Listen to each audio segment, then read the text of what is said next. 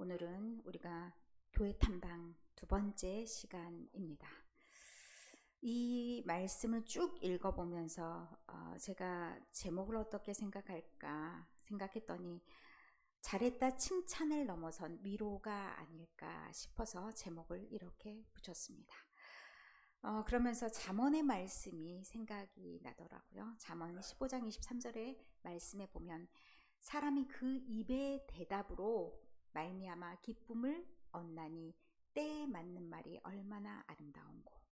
우리가 적절하게 말했을 때 그 말을 통해서 위로받는 힘이 상당히 크지요. 칭찬을 한다는 것, 이게 이 교회 서머나 교회가 사실은 칭찬만 있고 꾸지람 하나도 없고 책망받을 일이 전혀 없는 교회로 나왔습니다. 그런데 과연 모든 교회가 칭찬만 받을 만한 교회가 있을 것인가? 사실은 저는 그렇지는 않았다고 생각합니다. 그런데 어떤 성서학자들의 말에서 힌트를 얻었습니다. 이 7교회, 그 요한계시록에 나오는 7교회를 시대별로 분류한 성서학자들도 있습니다. 그런데 그 시대별로 분류한다는 것은 조금 타당해 보이지는 않았지만 어떤 사람이든 어떤 교회든 흐름이 있습니다. 어떤 문제 앞에 서 있을 때도 있고 시험을 당할 때도 있고 핍박과 박해를 당할 때도 있습니다. 그 시기가 어떤 시기냐에 따라서 주어질 말들도 참 달라야 됩니다. 그런데 제가 서머나 교회 이거를 딱 바라보면서 그리고 매 교회 7교회를 보면서 어떤 생각이 드냐면 너무나 적절하게 너무나 필요한 말들을 그때그때 참 잘 주어주시는데 이게 시작하는 말부터 끝까지 그들의 상황과 그들의 배경에 맞는 말들을 어찌나 그렇게 잘 전달해 주는지 우리의 설교가 저의 오늘 설교가 여러분에게도 그렇게 딱 닿는 설교였으면 좋겠다라는 반성과 회개도 같이 하면서 그런 생각을 해보았습니다. 오늘 여러분에게 이 서머나 교회에게 들려주신 이 말씀이 어떤 사람에게는 꼭 이와 같은 상황이 있을 줄 믿습니다. 그런 사람들에게 또 적절하게 이 모든 받는 사람들이 적절한 자기의 상황과 맞춰서 이 말씀에 은혜가 있었으면 좋겠다 소망합니다. 오늘 두 번째 우리가 먼저 지금 요한이 있는 곳과 지금 쭉 올라가면서 저번에 했던 교회는 예배소 교회죠. 두 번째로 등장하는 교회가 서머나 교회입니다. 7교회를 다 한다고는 하지 않았습니다. 그런데 두 번째는 칭찬만 받는 교회 서머나 교회를 다루고자 합니다. 이 서머나 교회가 정말 여러분이 생각하실 때는 칭찬만 가득했던 것인지는 한번 생각을 해보시기를 바랍니다. 서머나 교회가 위치상 아까 잠깐 지도를 다시 봐보겠습니다. 항구 도시입니다. 항구 도시인데 지금으로 말하면 튀르키예, 소아시아에서 항구 도시인데 가장 아름다운 항구 도시였다고 합니다. 그런데 항구 도시들이 원래 부한 도시들이 많이 있죠. 여러 가지 산업 발달된 곳이 참 많습니다. 그래서 그런 것들을 다 갖추어서 사실은 먹고 살만한 도시입니다. 그럼에도 불구하고 이 도시에 있는 서머나 교인들한테는 하는 말이 다릅니다. 그럼 왜 그런 말들을 했을까를 조금 더 생각해 볼 필요가 있습니다. 이 아름다운 곳에 무엇이 가장 많았을까요? 무엇이 가장 많았겠습니까? 종교가 많습니다. 먹고 살만한 곳에 종교가 있고 문화가 있습니다. 먹고 살만한 곳이 아니면요 사실 그런 것을 행하기가 참 어렵습니다. 왜냐하면 신전도 있어야 되죠. 사제들도 있어야 되죠. 그게 다 어디에서 나옵니까? 먹고 살만한 데서 나옵니다. 이런 것이 참 잘 갖춰져 있는 곳. 그런데 이 동네는 전체적으로 로마의 제국하에 있습니다. 로마 제국하에 있다라는 것은 가장 막강한 신이 누구냐? 황제입니다. 가장 막강한 신이 제우스라셨는데 제우스보다 더 위에 있는 로마 황제를 주님으로 모십니다. 그렇기 때문에 다른 신들과 함께 쉽게 로마 황제를 모시느냐 모시지 않느냐는 굉장한 큰 차이가 있습니다. 이들이 말하는 종교가 없어 라고 하는 사람들은 어떤 사람들인지 아십니까? 여러분이 생각할 때 종교가 없다 그러면 어떤 사람을 말씀합니까? 아무것도 안 믿어, 아무데도 안 다녀, 이런 사람이 종교가 없는 사람이죠. 이 당시에 무종교, 종교가 없다 그런 사람들은 자기네 종교는 믿을지 모르지만 여러 신을 숭상하지 않는 것은 종교가 없는 겁니다. 그러면 그들이 생각할 때 유대인이나 그리스도인이나 종교가 있습니까? 종교가 없습니다. 신앙심이 없습니다. 미친 것들입니다.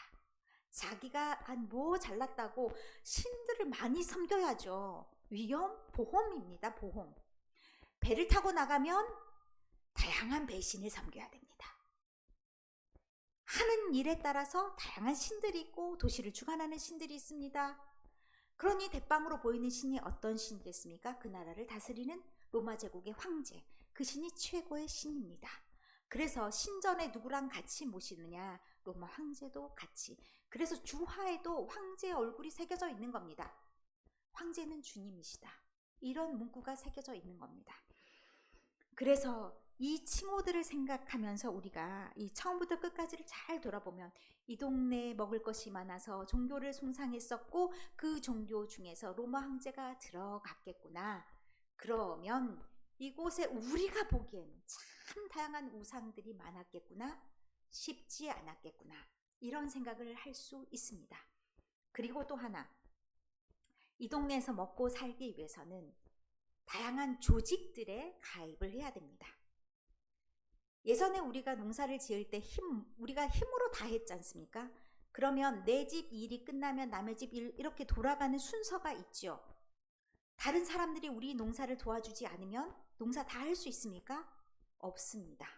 두레라고 했었죠. 그런데 이 동네는 길드라고 합니다. 그곳에 가입을 못하게 합니다. 어떻게 되나요? 먹고 살기 참 어렵습니다. 힘듭니다. 이 가난이 어디에서 나왔는지, 이 교회의 가난이 그럼 어떻게 나온 가난인지를 생각해 볼 수 있는 거죠. 자, 그러면 이게 모든 교회 공의 형식이 있습니다.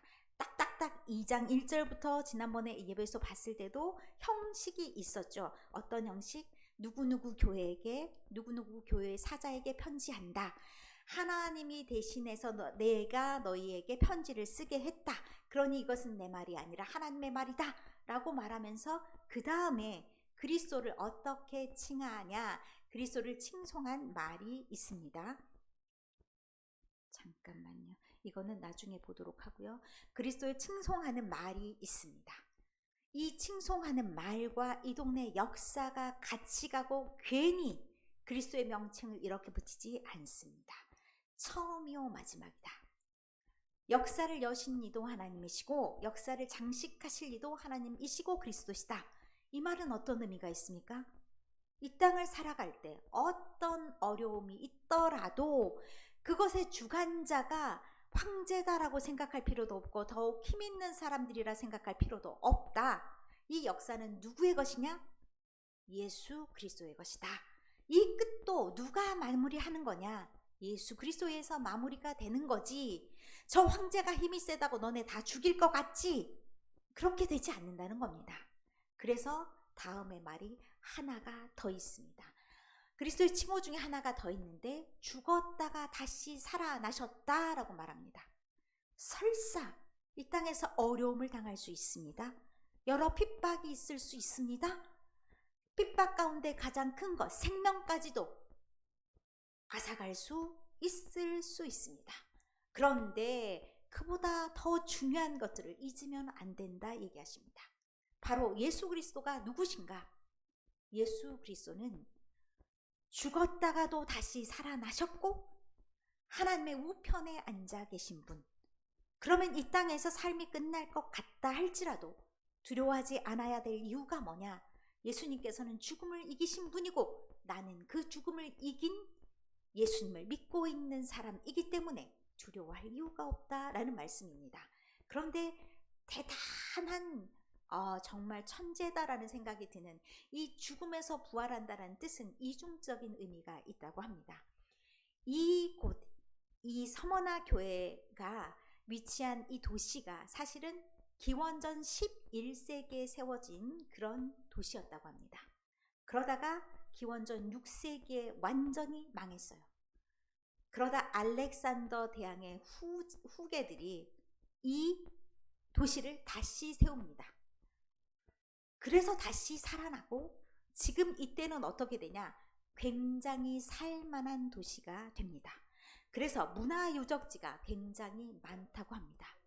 이렇게 원기둥, 그리고 옛날에 신전이 있던 터전들, 그리고 수로, 땅속의 지하에 수로가 있다는 것은 문화가 굉장히 발달됐다는 것을 알게 해주는 거죠. 아마 가장 아름다운 도시들 중에 하나였기 때문에 저 건축물들도 굉장히 아름다울 것 같습니다. 이렇게 사진도 잘 찍었지만 눈으로 봐도 정말 아름다운 것 같습니다. 저도 저기 한번 가보고 싶다 이런 마음을 좀 가졌습니다. 근데 어쨌든 이렇게 아름다운 도시가 죽었다가 다시 살아난 도시, 그러면 이곳에서 계속 살고 싶다 이런 마음이 있을까요? 없을까요? 이 아름다운 곳에서 평생을 누리고 싶다, 이 아름다운 곳에서 나는 계속 이 삶을 살고 싶다, 그리고 풍요롭게 누리고 싶다, 이곳에서 살고 있는 누구나 꿈꾸던 것이었을 겁니다. 그런데 이들의 상황이 녹록지 않다는 것이 9절 말씀에 있습니다. 이들의 상황이 어떻다고 지금 나와 있냐? 이들의 상황이 환난과 궁핍과 비방 가운데 놓여 있습니다. 환난이라고 하면 보통 마음에 굉장한 걱정을 주는 것, 이것을 내면적인 부분들을 많이 얘기하지만 사실은 내면적인 부분이나 또 외부에서 오는 탄압이나 이 모든 것을 포괄하는 단어입니다. 그런데 그리스도인이기 때문에 당하는 것들이 다 여기에 연결되어 있습니다. 그리스도인이 아니라고 하면, 내가 그리스도인이 아니라고 하면 당하지 않아도 될 그런 어려움들을 내가 그리스도인이기 때문에 당한다는 얘기입니다. 혹시 여러분이 내가 믿는 사람이라고 해서 박해를 받아보거나 아니면 어려운 일을 당하거나 고난을 당한 적이 있으십니까? 요즘을 다 생각해보면 요즘에는 그런 일이 별로 없을 것 같아요. 저한테는 저거 딱 얘기하면 딱 한 가지 떠오르는 일이 있어요. 제가 고등학교 3학년 때였습니다. 제가 고등학교 3학년 때 우리 담임 선생님이 악명 높은 분이셨습니다.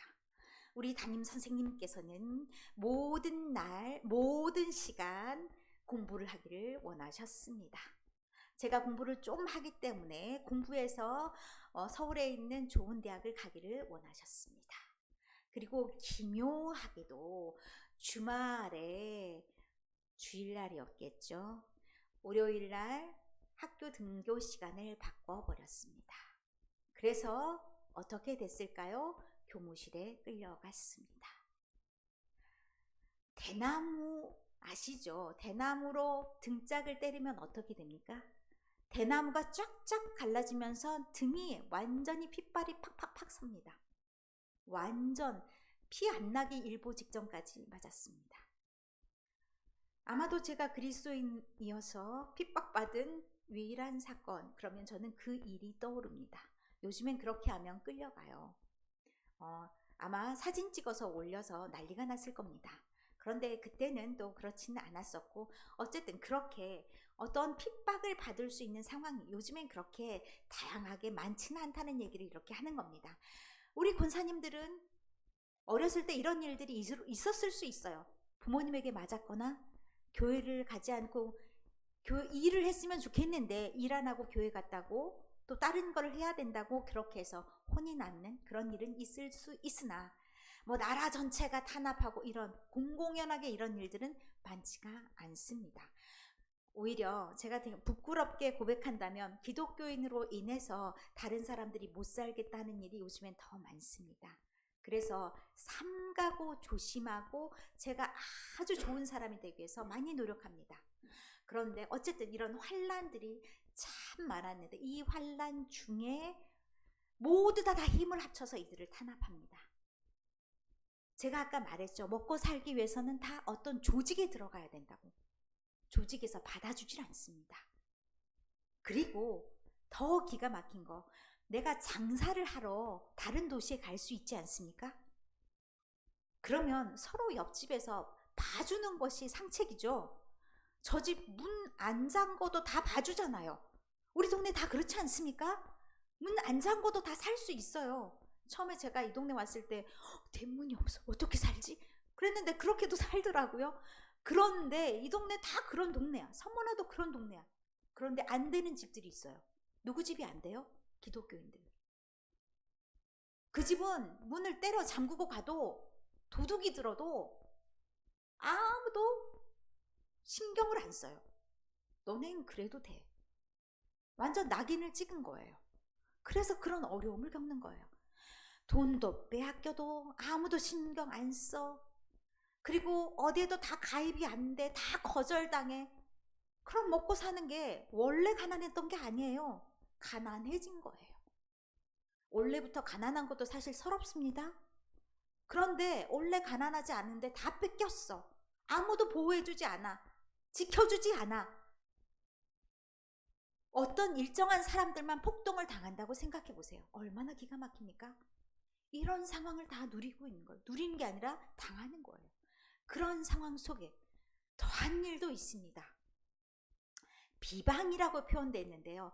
약하게는 헛된 소문, 잘못된 소문. 내가 하지도 않았는데 막 소문을 내. 저 사람이 원래 성격이 좀 그래서 뭐 누구누구에게 막 욕을 하고 다녀. 너 흉보더라? 쟤랑 상종도 하지 마라. 이것도 조금 무섭죠? 그것에 도를 지나죠. 막 고발을 해요. 당신이 이렇게, 저 사람이 뭐 이렇게 했어. 이렇게 거짓 고발을 하면 증인까지 세워서. 왜요? 이 사람들 빼고 나머지는 다 한통속이라니까요. 그렇게 해서 투옥되기도 하고 목숨까지 잃은 일들도 생겨요. 그 주동자가 누구냐? 유대인들이에요. 그럼 우리가 생각하죠. 왜 유대인들은 못 잡아먹어서 안달이야? 어떻게 보면 같은 혈육 아니고 같은 한통속 아니었을까 생각할 수 있습니다. 혈통은 좀 다를 수 있겠네요. 이방인들이 이쪽에는 많이 있었으니까. 그런데 유대인들은 자기네 특권을 빼앗기는 것을 싫어했어요. 유대인들은 유일하게 상권도 있고 다 가지고 있어서 무시하지 못할 만큼 파워가 있어요. 그렇기 때문에 이 로마 사람들도 유대인들에게 특혜를 베풀었는데 황제 숭배를 안 해도 돼요. 그리고 자기네 잔치 때 막 축제 피로연 하잖아요. 피로연 페스티벌 이런 거 할 때 거기는 다 신들을 모시는 것들을 같이 해요. 거기 절하지 않아도 되고 그 음식 안 먹어도 돼요. 유일하게 허용한 것이 유대인들이에요. 여러 가지 특혜를 누리고 있죠. 그런데 자기네도 아닌 것이 아리까리한 것들이 나타났어요. 그러면서 자기랑 비슷한 것도 같으면서 자기네랑 완전히 똑같지도 않아. 자칫 잘못하면 저들이 행하는 것이 마치 우리가 행하는 것처럼 오해를 받을 것 같아. 그럼 어떻게 해야 됩니까? 선긋기를 확 해야 됩니다. 언제 우리 역사에 이런 일이 있었습니까? 일제시대. 일본은 앞잡이로서 더 악랄했던 사람들이 누구였습니까? 조선인들. 일본 앞잡이였던 조선인들이 더 앞잡이 노릇을 했습니다. 이 유대인들이 아주 극렬하게 선긋기를 합니다. 그래서 다 고발해요. 왜? 자기네들이 오해받을까봐 자기네들 살기 위해서 이들을 다 고발해. 그래서 뭐라고 얘기하냐면 9절 하반절에 사탄의 회당이라고 얘기해요. 이 회당이라는 말이 사실은 유대인들의 모임을 하는 시나고그, 이들의 회당을 일컫는 말입니다. 그들이 모여있는 곳이 다 그 쓸데없는 짓거리 하는 것들이 다 하나님의 족속이 아니라 사탄의 회당이다. 사탄의 족속들이다. 그곳이 있는 곳이 다 하나님이 없는 곳이다라는 그런 확고한 말을 해주는 겁니다. 얼마나 마음이 시원했을지 모르겠습니다. 이 말을 듣는 사람들이 박수를 쳤을 겁니다. 왜? 사사건건 시시비비 다 그렇게 하면서 자기네를 못 살게 했던 그들에게 아주 핵폭탄 말을 날려주는 겁니다. 그러면서 다시 들려주는 이야기가 있습니다. 지금 너희들 너무 힘들고 어렵지. 그런데 안타깝게도 이것이 끝은 아니야. 이 말이 너무 안타깝습니다. 사실은 우리가 기도하며 바라며 원하는 것이 우리의 어떤 문제들이 다 싸그리 해결됐으면 좋겠는데, 우리가 고난을 안 당하고 나간다고 했으면 참 좋겠는데, 고난이 끝이 난 게 아니란 얘기가 덧붙여집니다. 그러면서 권고사항으로 죽도록 충성할 것을 명령합니다. 설사 그것이 죽음으로 나아간다 할지라도 절대 이것이 포기되어서는 안 된다. 죽기까지 충성해라. 그래야 너희 믿음의 결과가 있다라고 얘기를 합니다. 참 아픈 말입니다. 우리가 믿는 목적 중에 하나가 내가 잘 됐으면 하고 믿는 사람들이 얼마나 많이 있습니까? 누구나 그렇게 바라고 원하는 바입니다. 그런데 그것이 우리의 시험거리가 될 때들도 있습니다. 그런데 이것이 누구의 계획이라고 말씀을 하냐면, 몇 사람을 옥에 던져 시험을 받게 한다. 그러면 이것은 하나님의 계획 안에 들어가 있다는 겁니다. 참과 거짓을 가르는 그 판결 안에 있다는 얘기입니다. 그러면 힘들더라도 인내해야 된다는 것이 우리에게 요청이 됩니다. 그런데 그 기간이 너무 길면 우리가 당해낼 수가 없습니다. 그래서 그 기간을 말하는데 10일 동안이라고 표현합니다. 그 기간이 하나님의 시간에 비춰서는 우리의 인생의 날들에 비하면 아주 짧은 시간이라는 얘기입니다. 다 지나갈 수 있는 시간이라는 얘기입니다.